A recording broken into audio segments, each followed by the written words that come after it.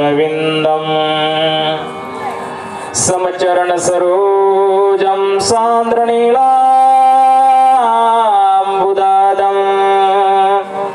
जगननीत पानिं मंडनं मंडनानां तरुण तुलसीमाला कंदरं कंजनेत्रं सदैव धवलासं विठ्ठलं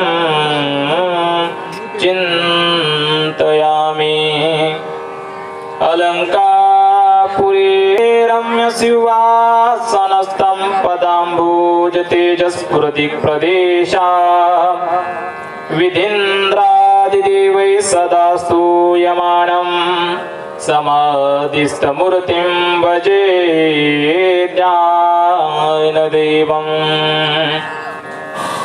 नमो सद्गुरु तुकया ज्ञानदीपा नमो सद्गुरु सच्चिदानंद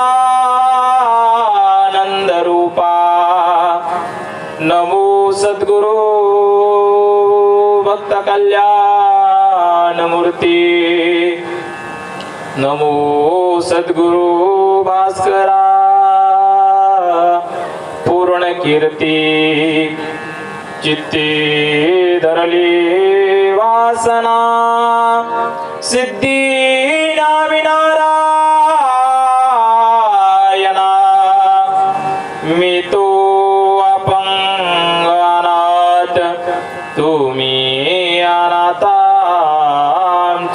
नाथ सच्चित सुखं परम मंगलमात्मरूपं जागृत सुषुप्त रहितं सततं तुरीयं ध्यानास्थितं पदनताति विनाशिनं तं श्रीमद्गजानन गुरुं शिरसा नमामि करणे तेची करा नरका घोरा का जाता जयामध्ये नारायण शुद्ध पुण्यातिक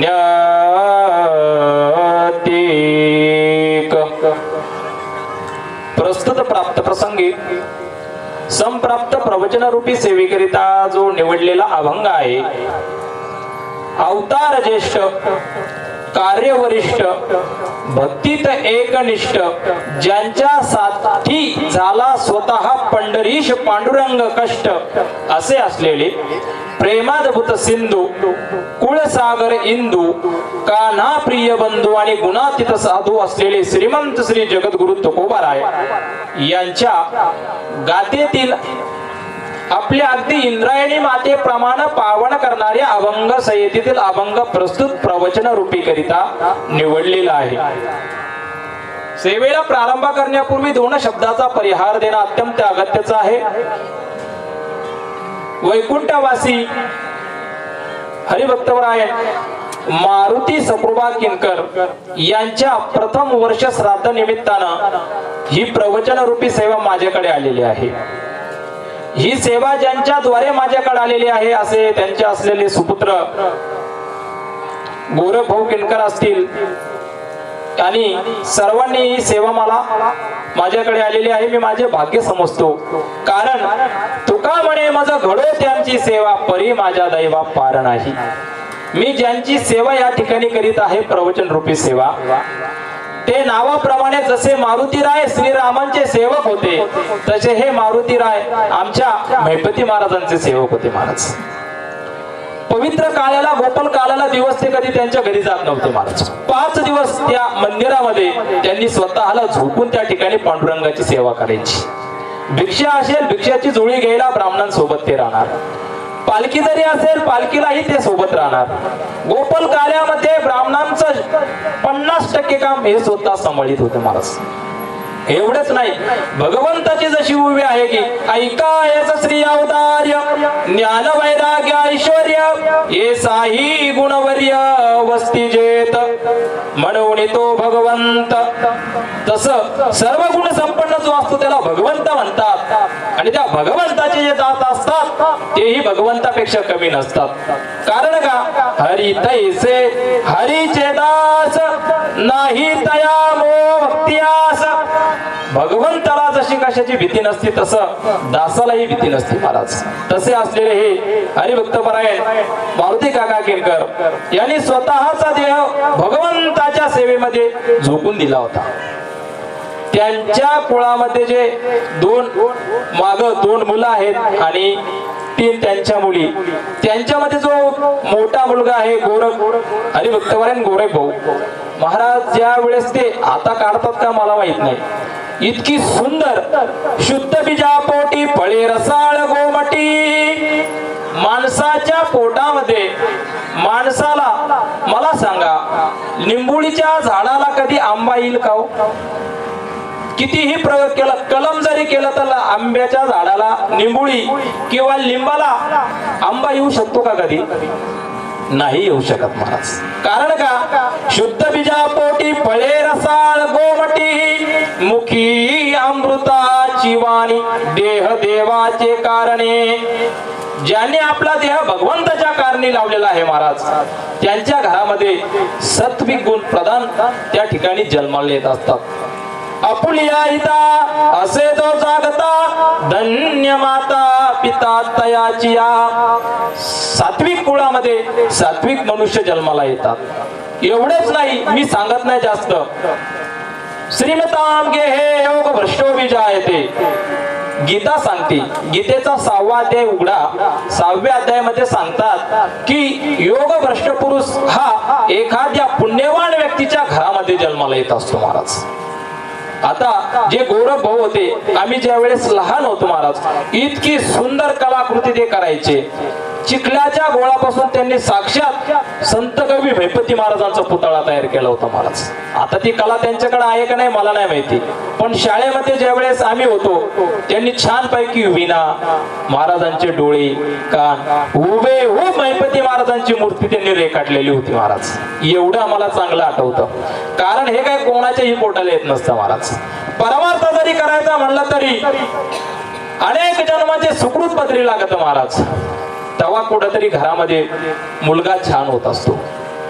नाही तर काय, मुलगा चांगला होण्यासाठी तुम्ही कितीही काही करा महाराज. आपल्या घरामध्ये ज्या वेळेस मनुष्य जन्माला येतो ना, त्या जीव मात्राच्या पाठावरती जी पाठ तिच्यावरती 3 ऋण येत असतात महाराज.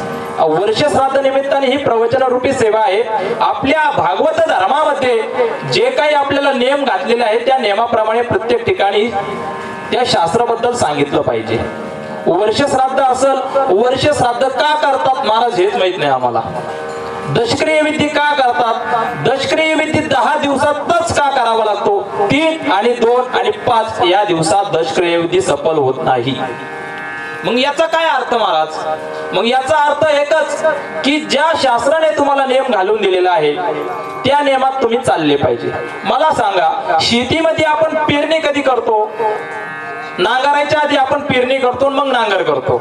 नाही, ठराविक वेळ असते. आपण त्याला काय म्हणतो, थोडस वावराला थोडस वाफळू द्या, बरोबर ना? त्या काळामध्ये ती पेरणी झाली तर त्या ठिकाणी चांगलं उत्पन्न तुम्हाला भेटत महाराज. तसं तुम्ही या जगामध्ये राहत असताना एक काळ असतो. वर्ष श्राद्ध का करतात? वर्षाच्या अंती का करतात? दशक्रिय विधी 10 दिवसातच का करतात? त्याला एक कारण आहे महाराज. ज्या वेळेस एखादा आत्मा, एखादा जीव आपल्या घरातून जात असतो त्या ठिकाणी मुळात आयुष्य म्हणजे काय आहे, आयुष्याचं गणित माणसाला कळलेलं नाही महाराज. आपण 4 प्रश्नांचं उत्तर या ठिकाणी बघणार आहोत. का? देहाचं काय कारण, वर्ष श्राद्ध म्हणजे काय, वर्षानेच का करावं आणि वर्ष श्राद्ध केल्यानंतर काय होतं याचा आपण सर्वजण विचार करणार आहोत. कारण तुकोबारा सांगतात, करणे तेची करा नरका घोरका जाता. बाबांनो, करायचं तर करा, पण काहीतरी चांगलं करा. आपण नाही म्हणत का अरे करायचं असेल तर चांगलं करा, नाही तर करू नका. कारण का आपल्याला सांगतात भला किसी का कर न सको तो बुरा किसी का मत करना, पुष्प नहीं बन सकते तो तुम काठी बनकर मत रहना. आपल्याला सांगतात बाबा करता आला तर कोणाचं तरी लेकराचं भलं करा. तुकोबा आहे ते सांगतात करणे ते हेच करा, नरका घोरका जाता.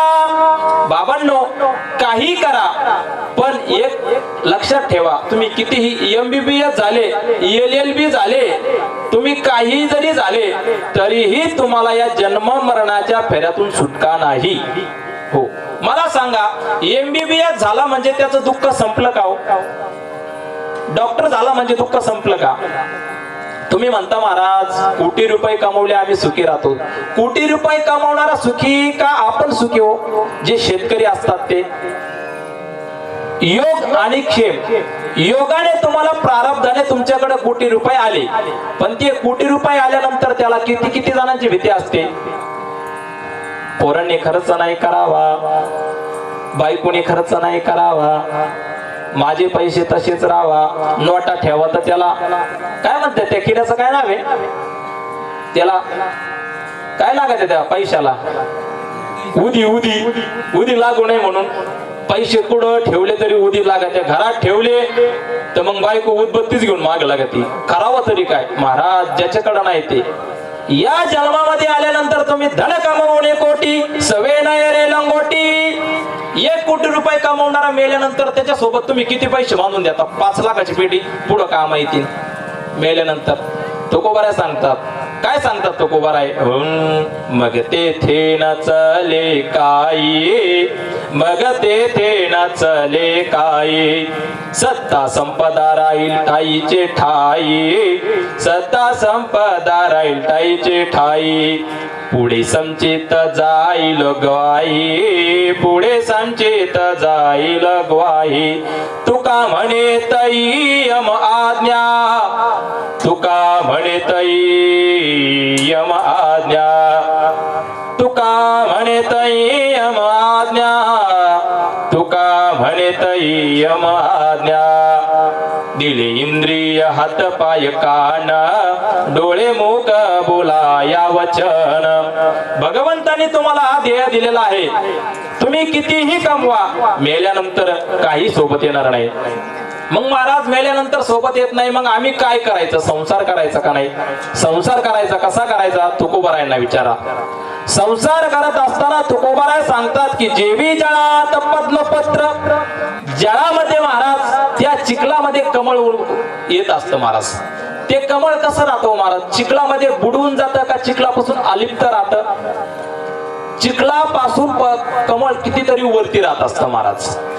परमार्थ हा कपड्याचा नाही, परमार्थ हा अवयवाचा नाही, परमार्थ हा कितीही वरी भगवा झाला नामे, अंतरी वश केला कामे, त्याची म्हणू नये साधू, त्याची विटंबना बाधू. त्याला साधू म्हणता येत, सांगता येत नाही. ज्याने काळ सार्थक केला, ज्याने भगवंताचं भजन ज्यांनी केलं, त्यांच्या काळाची सार्थकता झाली महाराज.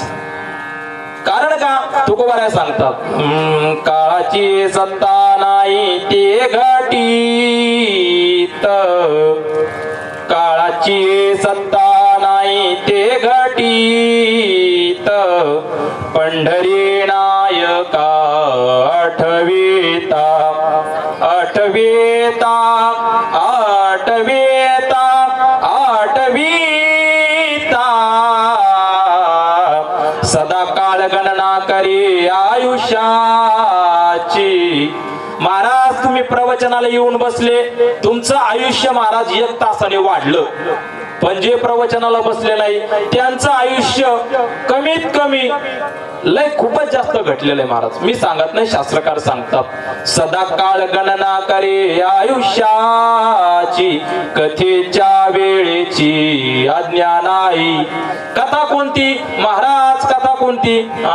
इकडची तिकडची कथा नाही, कथा करायची भगवंताचं नामस्मरण गायचं.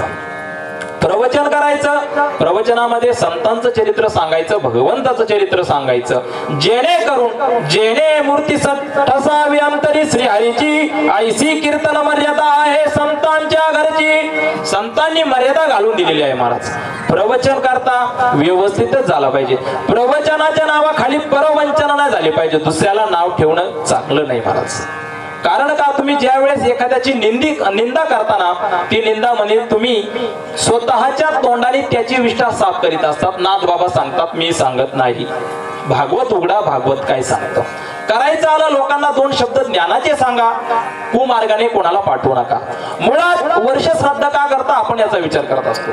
वर्ष श्राद्ध का करतात, 10 दिवसामध्ये का करतात? कारण आज जो शास्त्र आहे त्या शास्त्राचा विचार आपल्याला करायचा आहे. वर्ष श्राद्ध म्हणजे ज्या वेळेस हा जीव आत्मा आपल्या या मृत्यू लोकातून जातो त्या टायमाला तो जीव आत्मा आपल्या घरापुढे 10 दिवस राहत असतो महाराज. 10 दिवस तो जीव आत्मा आपल्या घरासमोर उभा राहत असतो. 13व्या दिवशी 13व्या दिवस झाल्यानंतर त्या जीव आत्म्याचा प्रवास पुढे चालू होत राहतो महाराज. मी तुम्हाला ते आपल्या या जसं की ताराबाद पासून मालुंजाचं अंतर 30-40 किलोमीटर आहे, तसं या मृत्यू लोकातून यमाच्या नगरीचं अंतर किती आहे कोणाला सांगता येईल का? मी सांगतो तुम्हाला, 84,000 योजन यमाची यमपुरी आपल्यापासून लांब आहे महाराज. किती लक्षात ठेवा, कारण पुढचा प्रवास कोणाचा सांगता येत नाही, पण आपल्यापैकी कोणाच तरी असन तेवढी शिदोरी तयार ठेवा.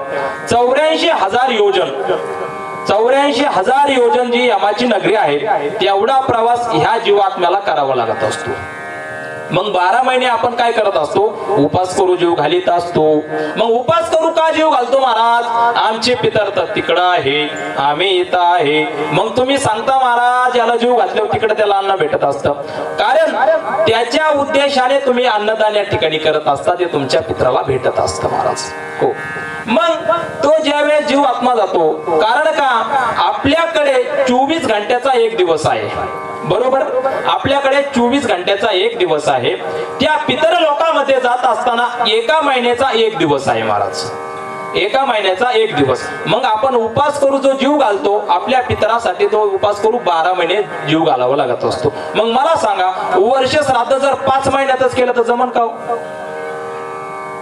जमन का? नाही जमणार ना. मग तुम्ही 10वा 5 दिवसात कसा करता? जमन का? 10व्याचा विधी आहे. 10वा सांगतो. आता तुम्ही ऐकलंय का नाही मला नाही माहिती, पण मी जे शास्त्राला धरून सांगतो ते तुम्हाला शास्त्र सांगतो. गरुड पुराण काय सांगतं ते. 10 दिवसामध्ये आईच्या गर्भामध्ये गर्भाचं जे काय वृद्धीकरण किती दिवसात होतो महाराज? 9 दिवसात नाही, 9 महिने. मग 9 महिन्यातच का बरं? 5 महिन्यातच का आपण एखादी माता मुलाला जन्म का देत नाही? नाही होत महाराज. जसं त्या देहाला पूर्ण तयार होण्यासाठी किती दिवस लागतात? 9 महिने लागतात. तसं या देहाला ज्या वेळेस जीव जातो, मरण झाल्यानंतर त्या देहाचा जो सूक्ष्म देह असतो, त्या सूक्ष्म देहाचा पिंडापासून एक देह बनला जात असतो महाराज. रोज आपण ज्या ठिकाणी स्मशानभूमी असत त्या ठिकाणी थोडस दूध नेऊन टाकायचं, शेणाने थोडस साडून घ्यायचं आणि थोडासा पिंड त्या ठिकाणी द्यायचा. त्या पिंडापासून देह बनत जात असतो महाराज. पहिल्या दिवशी त्या ठिकाणी देहाचं पाड बनते, दुसऱ्या दिवशी डोळे बनतात, तिसऱ्या दिवशी कान बनतात, चौथ्या दिवशी पाय बनतात, 5व्या दिवशी हात बनतात, 6व्या दिवशी नेत्र, 7व्या दिवशी सगळं शरीर बनतं आणि 10व्या दिवशी त्या देहामध्ये चैतन्य निर्माण होतं आणि ते चैतन्य आपलीतून 13व्याला या ठिकाणाहून त्याचं मार्गक्रमण होत असतं महाराज. याला म्हणतात 10वा. म्हणून 10 दिवसातच 10वा झाला पाहिजे. 5 आणि 3 दिवसात केल्यानंतर तुमच्या घरात पित्र तुम्हाला कधीही त्या ठिकाणी चांगलं करत नाही, घरामध्ये त्याचे दुष्परिणाम भोगावे लागत असतात महाराज. हो, मग वर्ष श्राद्ध 12 महिन्याने का करायचं? कारण त्या जात असताना 16 नगर त्याला लागत असतात महाराज. त्या जीवाला शैल्यपुरी नगर लागत असतं, त्या ठिकाणी काटवण लागत असतात, एकदम पाऊस पडतो अशी नगर त्या ठिकाणी लागतात. मग आपण ज्या वेळेस आपल्या पितराच्या उद्देशाने ब्राह्मणाला काय काय दान देतो? चप्पल देतो, घोंगडी देतो, कंदील देतो, बरोबर का नाही? चांदीची गाय देतो, अजून काहीतरी देतात पण देतात, बरोबर का नाही? आता याच्यात तुम्ही सगळ्या वस्तू दान करतात ना महाराज, तुम्ही म्हणत असताना महाराज ब्राह्मण लोक त्यांचे घर भरते, आम्हाला काय फायदा, तुम्हाला काय फायदा, त्याला काय फायदा आहे? तुम्ही दिलं काय नाही दिलं काय? ब्राह्मणाला दिलं म्हणजे ब्राह्मणाला कमी पडत नाही, नाही दिलं म्हणजे कमी पडत नाही, आणि दिलेले त्याचं काही वाढ होत नाही. तुमचे पितर ज्या वेळेस जातात, तुम्ही दिलेली प्रत्येक वस्तू ही पितराच्या कामाला येत असते महाराज. शल्य वस्तू असल, त्या ठिकाणी शैल्यपुरी नावाची जी नगरी असते त्या ठिकाणी फक्त काटे असतात महाराज, एवढे काटे असतात. मग ते काटे पायाच्या पितरामध्ये, पितराच्या पायामध्ये पोचू नाही म्हणून आपण दिलेली चप्पल त्या ठिकाणी कामाला येत असते महाराज. छत्री देता, त्या ठिकाणी हिमवर्षासारखा त्या ठिकाणी पाऊस पडतो, बर्फ पडतो, त्या बर्फातून सुटका करण्यासाठी आपल्या पितराला आपण छत्री देत असतो. हो, मुळात वर्ष श्राद्ध करत असताना वर्ष श्राद्ध कोण करतं, कसं करतं, इथपर्यंतचा प्रवास आपण बघितला. हा प्रवास होत असताना जर पितराला त्रास दिला, तुका म्हणे पितर देती आशीर्वाद कल्याण इच्छिती निरंतर. तुम्ही जर पितराचं श्राद्ध घातलं, व्यवस्थित घातलं, तर पितर तुमच्यावरती प्रसन्न होतात आणि तुमच्या घरामध्ये काहीही कमी पडू देत नाही. हो, कारण गीता सांगते, यांती देवव्रतां देवान पितृत्यांती पितृव्रता भूतानि यांती भूतेजा. शास्त्रकार सांगतात, तुम्ही जर भूताची पूजा केली तर भूताचं तुम्हाला प्राप्त होत असतं. पितरांना आनंद करायचा. मनुष्य जन्माला आल्यानंतर त्याच्या पाठीवरती 3 ऋण राहतात. एक राहतं पितृऋण, एक राहतं ऋषी ऋण, आणि एक राहतं ते आपण 3 ऋण बघत आहोत, पितृऋण, ऋषी ऋण, आणि घरामध्ये जे महत्वाचं आहे पितृऋण महाराज. पितराचं ऋण फेडल्याशिवाय त्याला गत्यंतर नाही. मग तो ऋषी ऋण असन, स्वाध्याय करायचा त्या ठिकाणी आपण स्वतःचा स्वाध्याय करायचा. स्वाध्याय म्हणजे काय? स्वतःच्या स्वरूपाबद्दल जाणून घेणं, त्याला म्हणतात स्वाध्याय. मी कोण आहे याचा विचार केला पाहिजे. ज्यावेळेस भागवतामध्ये तो आत्मदेव ब्राह्मण राहतो, आत्मदेव ब्राह्मणाला 2 मुलं राहतात. त्या मुलामध्ये एक खूप दुष्ट प्रवृत्तीचा मुलगा जन्माला येतो, आणि गायीपासून जो बनलेला मुलगा राहतो त्याचं नाव गोकर्ण राहतं महाराज. कारण गोकर्ण का? गायीच्या कानासारखं त्याला कान आलेले असतात म्हणून त्याचं नाव गोकर्ण ठेवतात. ज्यावेळेस दुष्ट मुलगा त्याला त्रास देतो त्यावेळेस तो विचार करतो, काय माझ्या पोटाला मुलगा आलेला आहे, मुलगा यावा तर भगवत प्राप्तीसाठी यावा. त्यावेळेस गोकर्ण त्याला उपदेश करतो. काय उपदेश करतो? देहस्ति मानस दिळे भीमतिं त्यजत्वं जाया सुतादिषु सदा ममतां विमुञ्च पश्यानिशं जगदिदं शनभङ्गनिष्टं वैराग्य राग रसिको भवभक्तिनिष्ठाः. ऐका पिताश्री, तुम्ही जे काही प्रेम करता या देहामध्ये काय आहे? देह अस्ति मांस हृदय. या देहामध्ये मांस आहे, या देहामध्ये रक्त आहे, या देहामध्ये मलमूत्र आहे. या देहावरती कोणीही तुम्ही प्रेम करू नका, या देहावरती प्रेम करू नका. तुकोबाऱ्या सांगतात, इथं सगळे दागाबाज आहेत महाराज. कारण का? तुम्ही म्हणता दागाबाज महाराज, असं कसं काय म्हणता? एका जणाला महाराज असंच गावामध्ये प्रवचन झालं, साधू महात्मे आले, त्यांनी सांगितलं सगळं काही खोटं आहे, बायको तुमच्यावर प्रेम करत नाही. एक जण म्हणला, महाराज तसं काही बोलूच नका, तुमचं लग्न झालंय का? तो म्हणला, मी लग्नच केलं नाही. मग तुम्हाला काय माहिती बायको प्रेम करते का नाही? तो म्हणला, आई मी सांगतो तो उपाय करून बघ. तू घरी गेल्यानंतर फक्त मेल्याचं काय कर, नाटक कर, मरू नको, मेल्याचं नाटक कर. त्याने सांगितलं, महाराज माझ्या बायकोचा लय जीव आहे, मी गेल्यानंतर मला याच्या आधी 2 चपात्या खाते, परत 2 तासाने म्हणते तुम्हाला येऊस तर मी उपाशी आहे. आता तुमच्या मागे तिने शिरा करून खाल्ला, काय माहिती तुम्हाला? नाही महाराज. त्याने सांगितलं, ऐका तुला पाहिजे उदाहरण बघ. त्याने सांगितलं, घरी गेल्यानंतर उंबराच्या आतमध्ये पाय टाकत असताना तू एक काम करायचं, मेल्याचं नाटक करायचं, त्या ठिकाणी अटॅक आला म्हणून पडायचं आणि मेल्याचं काय करायचं, सोंग घ्यायचं. त्यांनी बघितलं, घरात गेल्यानंतर येडं वाकडं तोंड केलं, छातीला ठेवून मेलो मेलो मेलो मेलो मेलो मेलो म्हणला, खाली पडला. खाली पडल्यानंतर आता बायकोने थोडस बघितलं, पाणी बिणी मारलं. आता तुम्हाला सांगतो, एखादा माणूस झोपलेला असन त्याला उठवणं खूप सोपं आहे, पण एखाद्याने सोंग केलेला असन त्याला उठवणं सगळ्यात अवघड आहे महाराज. तुम्ही त्याला टोले आणले आणि चापकाने जरी आणलं तरी त्याला हुचचू करता येत नाही महाराज. आता हा पडल्यानंतर बायकोने विचार केला, आहेत का गेले बघावा. हलून बघितलं, पाणी ओतून बघितलं, पण आता हा नाटक केलं त्याच्यामुळे याला उठता येईना. तिने एक दोन मुसकडी आणल्या महाराज, जीव ऐक नाही बघायला, पण तो काय उठला नाही. याची एवढी गत झाली बेकार, सांगता येईना ना बोलता येईना. मुक्याला मारल्यानंतर ओरडता येत नाही, सांगता येत नाही. आता याने सोंग घेतलं, त्या बायकोने 2-3 कानपाटे, तिला रागच होता, नुसता त्रास द्यायचा. आता मेला, येवं मेला, तेव्हा मेला, मेला तर मेलाच मेला. 2 हाणून घेतल्या. मग आता उठत नाही याची गॅरंटी झाली. आता ते म्हणले, आता जर मी रडायला लागले ना, सगळे लोक जमा होतील. सगळे लोक जमा झाले ना, खायलाच भेटायचं नाही मला काही. घरात तर स्वयंपाक करता यायचं नाही, गॅस पण नाही. मग काय करू, थोडस साईडला ठेवू, झाकून ठेवू, पण मस्त पैकी तुपाचा शिरा बिरा, काजू बदाम शिरा बिरा करून खाऊ. आणि खाल्ल्यानंतर मग रडायला अंगात ताकद येणं दर्शिक, तशी रडायला मग कमकुवत पडन, कारण किती वेळ रडावं लागेल सांगता येत नाही. आधी आपण काय करू, गाडीत पेट्रोल टाकून घेऊ आणि मग लांबचा लॉंग रूटला जाऊ.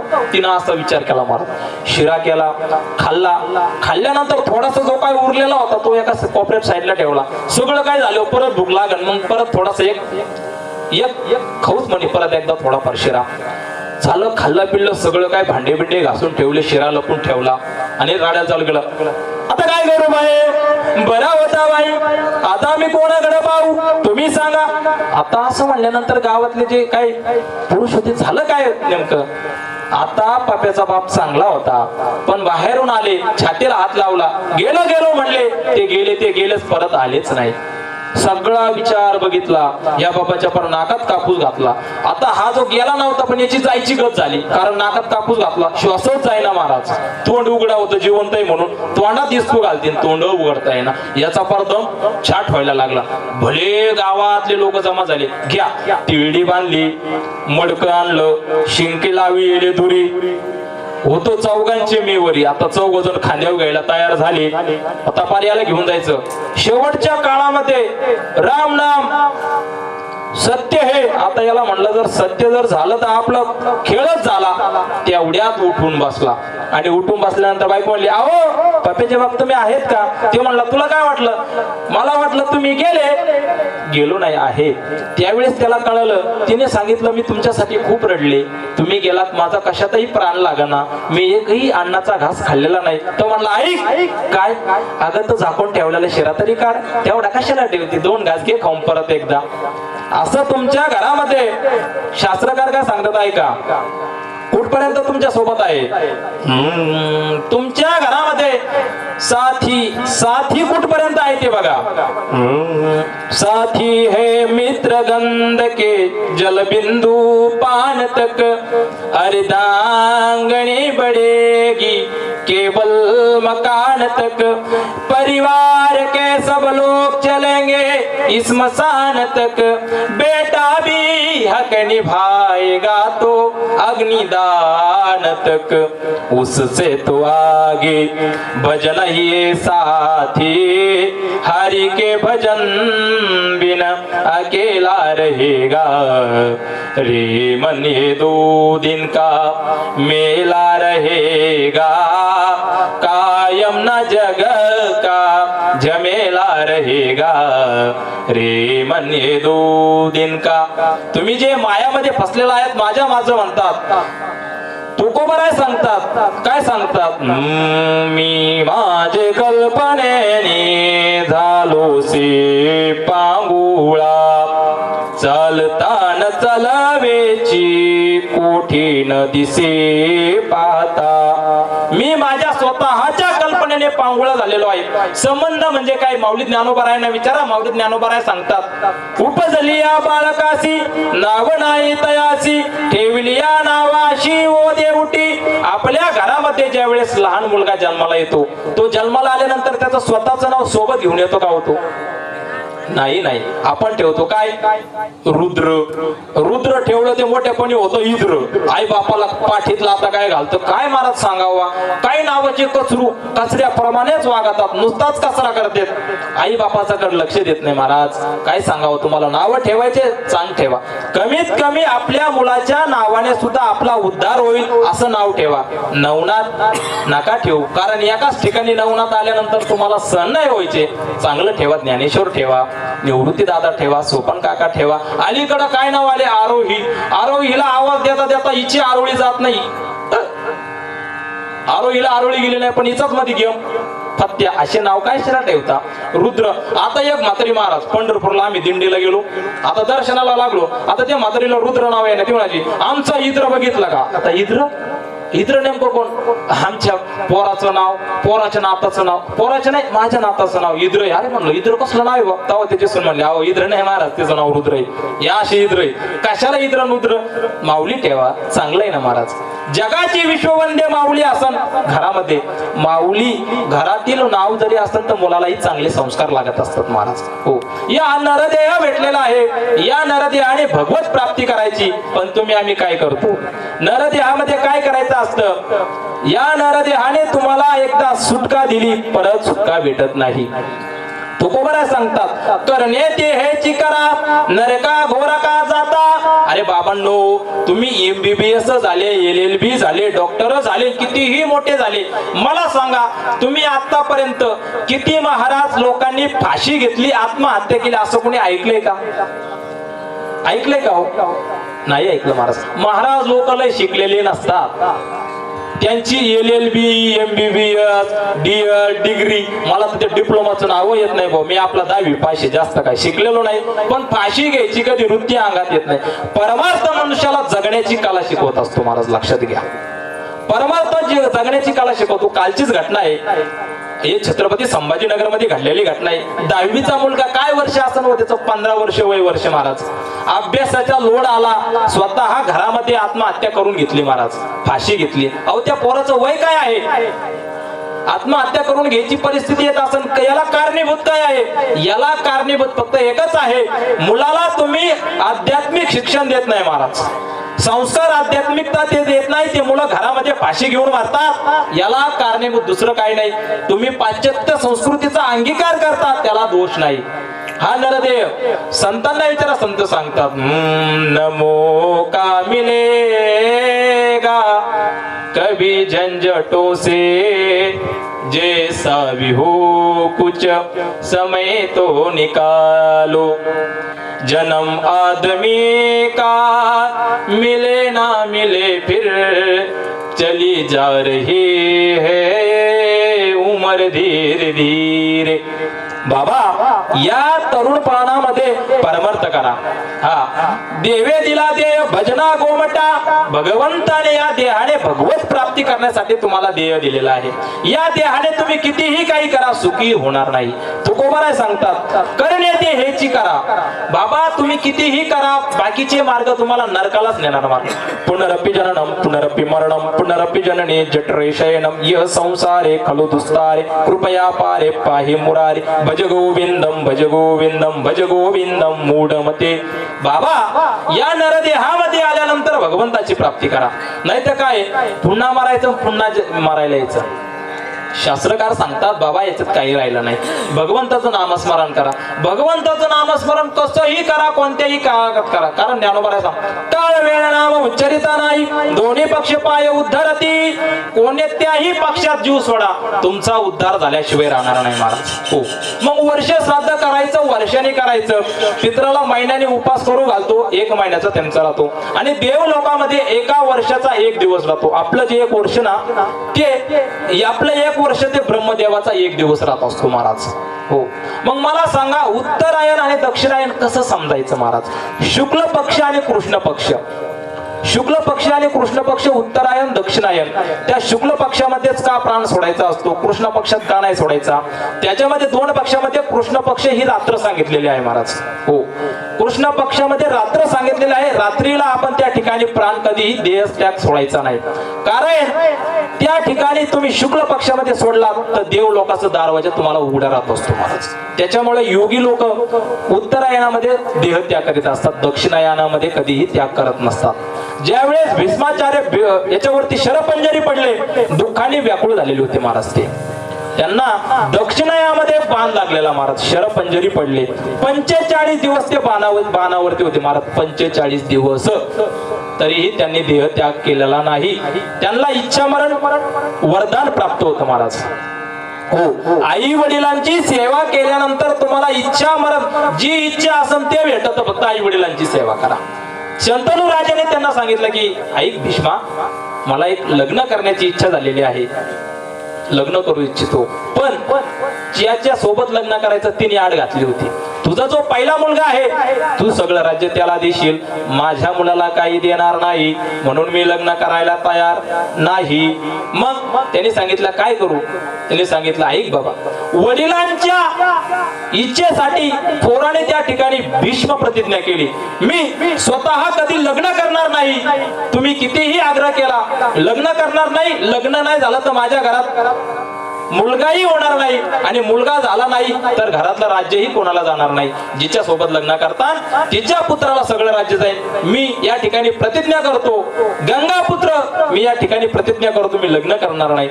असं म्हणल्यानंतर शंतनू राजाने त्यांना वरदान दिलं, ऐक भीष्मा, तू ही भीष्म प्रतिज्ञा केलेली आहे, त्याच्यामुळे मी तुला भीष्म नाव देतो, आणि तुझी प्रतिज्ञा भीष्म असल्यामुळं मी तुला असं सांगतो, इच्छा मरण राहील. तुझ्या मनात जोपर्यंत येत नाही तोपर्यंत तू मरू शकत नाही, काळही तुझ्यापर्यंत येऊ शकत नाही. एवढी आई बापाच्या सेवेमध्ये केलेली ताकद आहे. आईचा जाऊ द्या, बापाच्या सेवेमध्ये एवढी ताकद आहे महाराज. हो, मग त्या बापाने त्याला दिलं इच्छा वरदान. 45 दिवस शरपंजरी पडलेल्या भीष्माचार्य भगवंताच्या दर्शनाची लालसा होती महाराज. काय कमी होतं? या देहाने भगवत प्राप्ती करणं याच्यापेक्षा दुसरं अन्य साधन काहीच नाही. कारण काय, माऊली ज्ञानोबा सांगतात की बाबा हा देह तुम्हाला फक्त भगवत प्राप्तीसाठी भेटलेला आहे. मग मला सांगा, मग भगवत प्राप्तीसाठी भेटला, मग तुम्ही इकडं तिकडं का पळता? कशासाठी पळता हो? कोणी अमेरिकेला काम करतं, कोणी लंडनला काम करतं. महाराज, या भारतभूमी सारखी पवित्र भूमी इतर कुठलीही नाही. कारण का, या भारत भूमीचा आपलं भागवत धर्मामध्ये फक्त प्रचार प्रसार केलेला जातो, प्रचार प्रसार इतका छान केला जातो. या भारत भूमी सारखा पवित्र देश नाही, आणि या भारत भूमीमध्ये महाराष्ट्रासारखी पुनीत पावन झालेली भूमी नाही. इतर देशामध्ये, इतर राज्यामध्ये फक्त भगवंत आहे महाराज. कालच मी थोडस बघितलं, 7 लाख ईसाई लोकांनी आपला सनातन हिंदू धर्म स्वीकारला महाराज, स्वीकारला. 7 लाख लोकांनी, बाहेरचे जे विदेशात लोक आहेत ना, 7 लाख लोकांनी आपली संस्कृती जपली, आपला धर्म स्वीकारला, ईसाई धर्म सोडून दिला. आणि आपले गाईबने लग्न होत नाही म्हणून इकडे जातात, आमक होत नाही, पोरग होत नाही म्हणून तिकडे जातात. अरे बाबा, ते प्रारब्धाची मिळेल, सगळं काही प्रारब्धाने होत असतं. भगवंताची प्राप्ती करा, भगवंत तुम्हाला काही कमी पडू देत नाही. करण्यात ह्याची करा, करायचं असं भगवंताचं नामस्मरण करा.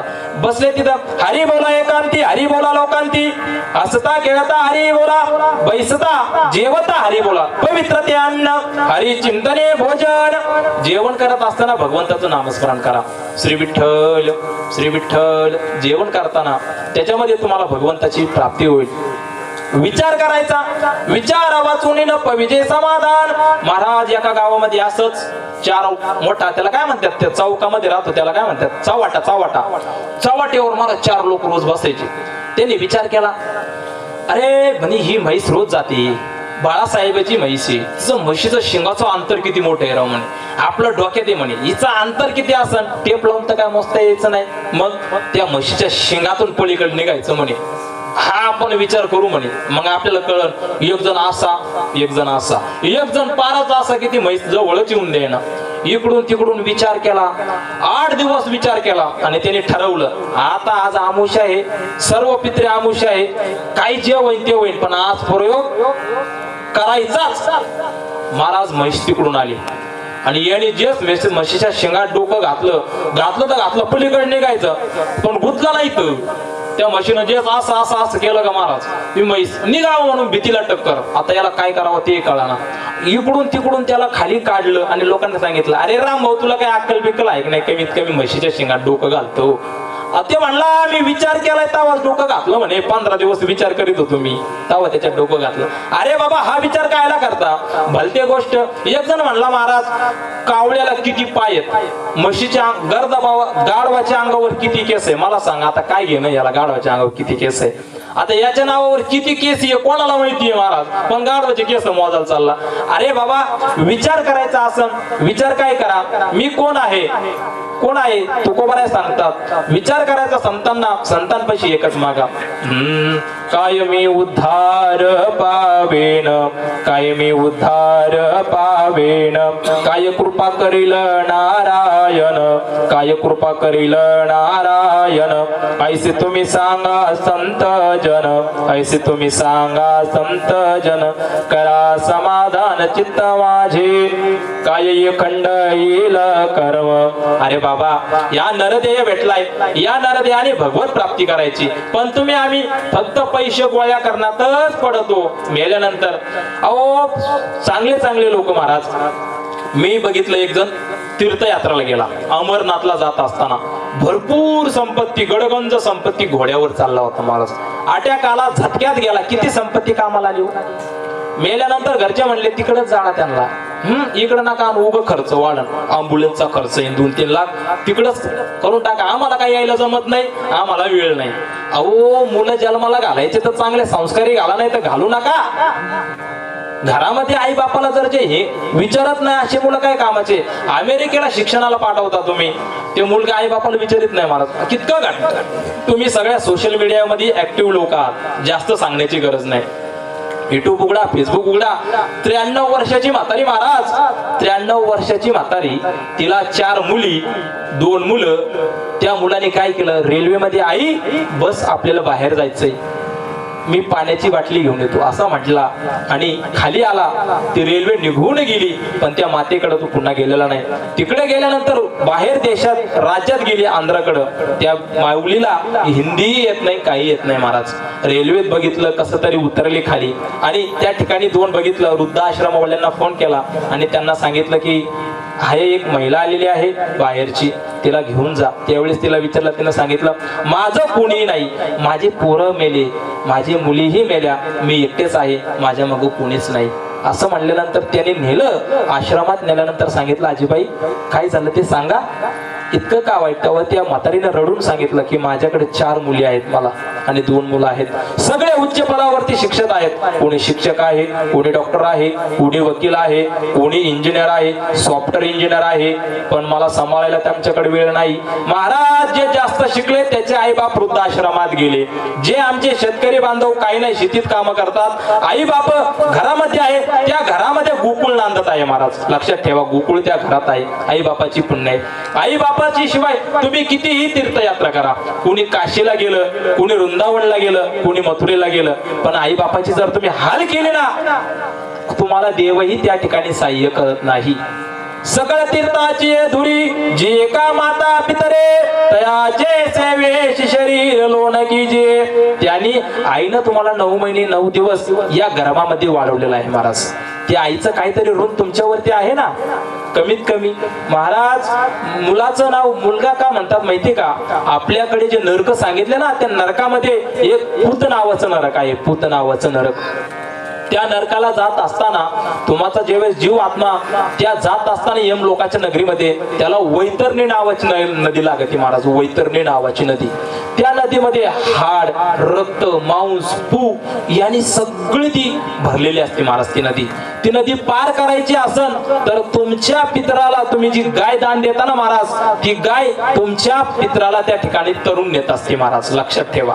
म्हणून आपण विज्ञानवादी आहात, विज्ञानवादी राहा, पण विज्ञानाच्या जास्त भरोश्यावर जाऊ नका. बरेच लोक म्हणतात महाराज देवधर्म कुठे आहे, देवधर्म नाही. मला एक सांगा, मी सगळ्यांना प्रश्न विचारेन, अमक्या काळामध्ये आंब्याच्या सीजनला आंब्याच्या झाडाला आंबे कसे येतात आणि कोण येतंय, कोणत्या विज्ञानवाद्याने सांगितलं सांगा बरं तुम्हाला.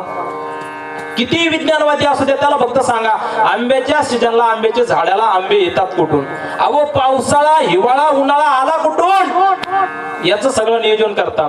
गतीर भरता प्रभू साक्षी निवास शरणम सुरत. भगवंत सांगतात मी बोलविले या वेदो बोले, मी बोलवन तावाच वेद बोलव, मी हलवला तर प्राणू आले, सगळी सत्ताचा करता धरता मी आहे. मग विज्ञानवादी याला काय म्हणणार? काय सांगता तुम्ही? भगवंताशिवाय काही होणार नाही महाराज. या नरदेहामध्ये तुम्ही कितीही काही करा महाराज, जे जाणीवेचे डोई गर्वेची बुडाली. कुणी म्हणलं महाराज मला खूप कळलं, गुरु विना ज्ञान. मला सांगा, घरामध्ये आपल्या मुलाला एक दोन शिकवायचे म्हणलं तरी गुरुची आवश्यकता पडते का नाही?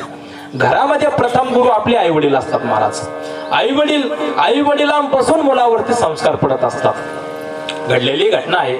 एका गावामध्ये बघितलं, 5 वर्षाचा मुलगा, त्याचे जे वडील होते, त्याच्या वडिलांनी मोठा बंगला बांधला. बघा बंगल्यावाल्याची गंमत सांगतो मी तुम्हाला. बंगला बांधला, अनेक रूमा त्या बंगल्यामध्ये बांधला. आणि आपले जे वडील म्हातारे झालेले होते, घरामध्ये आता कसं असतं, म्हातारा माणूस झाल्यानंतर म्हातारपण आणि बालपण हे सारखंच असतं महाराज, लक्षात घ्या. ज्या वडिलांनी आपल्याला आपल्या मांडीवरती बसवलं, त्या मांडीवरती आपण किती वेळा मलमूत्र विसर्जन केलं असेल महाराज, मलमूत्र विसर्जन केलेलं असेल. नको ते आपल्या वडिलांच्या अंगावरती आपण बालपणी माकड चेष्टा केलेला असतात. आणि त्या वडिलांनी